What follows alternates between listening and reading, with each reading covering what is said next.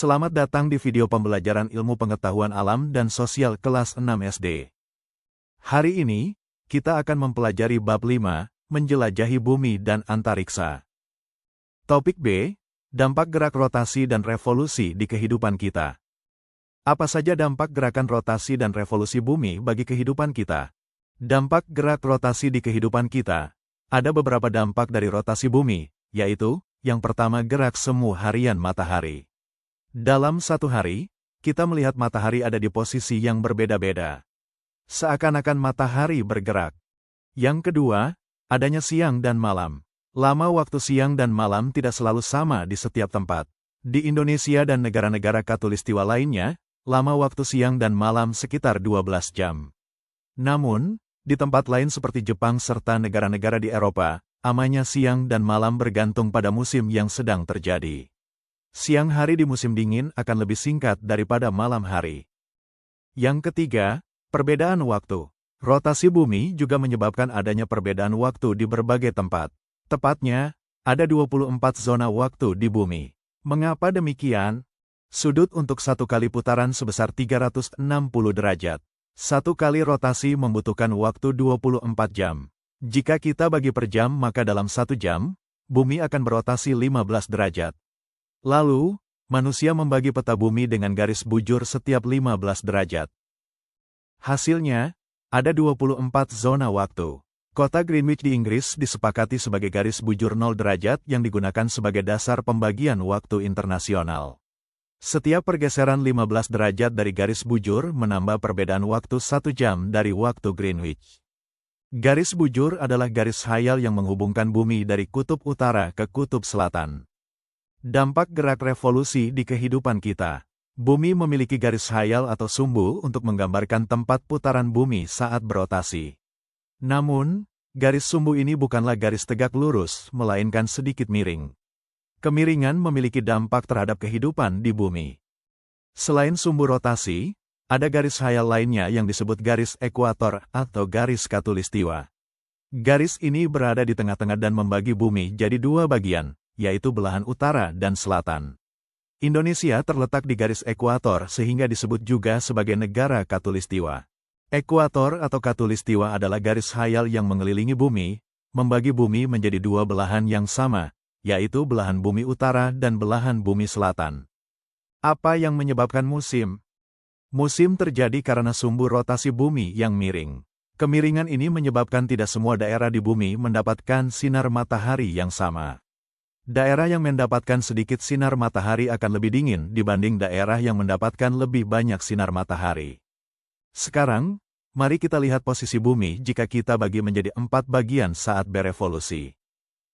Bulan Desember, belahan selatan bumi mendekati matahari dan mendapatkan sinar matahari lebih banyak dibanding belahan utara. Hal ini menyebabkan terjadi musim panas di belahan bumi selatan dengan siang yang lebih panjang dibanding malam.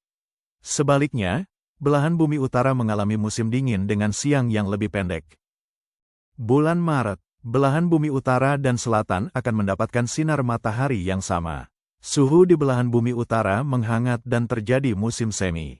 Adapun di belahan bumi selatan, suhu akan mendingin dan terjadi musim gugur. Bulan Juni, belahan selatan bumi menjauhi matahari sedangkan belahan utara mendekati matahari. Hal ini menyebabkan terjadi musim panas di belahan utara bumi dan musim dingin di belahan bumi selatan. Bulan September, belahan bumi utara dan selatan akan mendapatkan sinar matahari yang sama. Suhu di belahan bumi selatan menghangat dan terjadi musim semi. Adapun di belahan bumi utara, suhu akan mendingin dan terjadi musim gugur. Daerah khatulistiwa mendapatkan sinar matahari yang hampir sama sehingga hanya mengalami 2 musim, yaitu musim hujan dan kemarau. Tahun Kabisat. Pada kalender Masehi, ada fenomena yang disebut sebagai tahun Kabisat, yaitu tahun di mana waktu di bumi bertambah 1 hari. Siang dan malam di kutub. Kutub utara dan kutub selatan tidak mengalami siang, malam, atau musim seperti tempat-tempat lain di bumi. Di kutub, siang akan terjadi selama musim panas dan berlangsung selama 6 bulan. Adapun malam, akan terjadi pada musim dingin selama 6 bulan juga. Hal ini terjadi karena posisi kutub yang paling menjauhi atau mendekati matahari ketika bumi berevolusi. Kalender Hijriah, Revolusi bumi dan bulan merupakan sebuah pola yang selalu berulang. Manusia menemukan pola ini dan memanfaatkannya untuk perhitungan waktu. Kalender yang umum kita pakai sehari-hari disebut kalender Masehi. Kalender ini menggunakan waktu revolusi bumi terhadap matahari sebagai patokan. Ada pula kalender Hijriyah atau Komariah yang menggunakan waktu revolusi bulan sebagai perhitungan waktu. Kalender ini terdiri atas 12 bulan dan 1 bulan di kalender ini sama dengan 1 kali putaran bulan terhadap bumi. Karena waktu revolusi bulan sekitar 29,5 hari, maka 1 tahun dalam kalender Hijriyah ada 354 hari. Jumlah hari dalam tahun Hijriyah lebih sedikit dibandingkan dalam tahun Masehi, yaitu selisih 11-12 hari dalam setahun. Oleh karena itu, hari besar agama Islam yang ditentukan berdasarkan tahun Hijriyah tidak akan jatuh pada waktu yang sama setiap tahun Masehi. Kesimpulan pembelajaran kita hari ini, yang pertama, rotasi bumi menyebabkan terjadinya siang dan malam. Pergerakan ini juga menyebabkan perbedaan waktu di berbagai tempat. Yang kedua, Indonesia terdiri atas 3 zona waktu, yaitu waktu Indonesia bagian Barat, Tengah, dan Timur, WIB, WITA, dan WIT. Yang ketiga, belahan bumi dibagi oleh garis khayal bernama garis khatulistiwa. Garis ini membagi bumi menjadi belahan utara dan belahan selatan. Yang keempat, bumi memiliki sumbu rotasi yang miring dan tidak berubah selama berevolusi. Hal ini menyebabkan terjadinya 4 musim di sebagian tempat di bumi, yaitu musim panas, musim dingin, musim semi, dan musim gugur.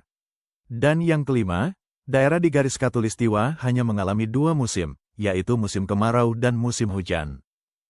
Demikian pembelajaran kita hari ini tentang topik B, dampak gerak rotasi dan revolusi di kehidupan kita. Semoga bermanfaat. Jangan lupa like, komen, share dan subscribe channel ini untuk informasi pembelajaran lainnya.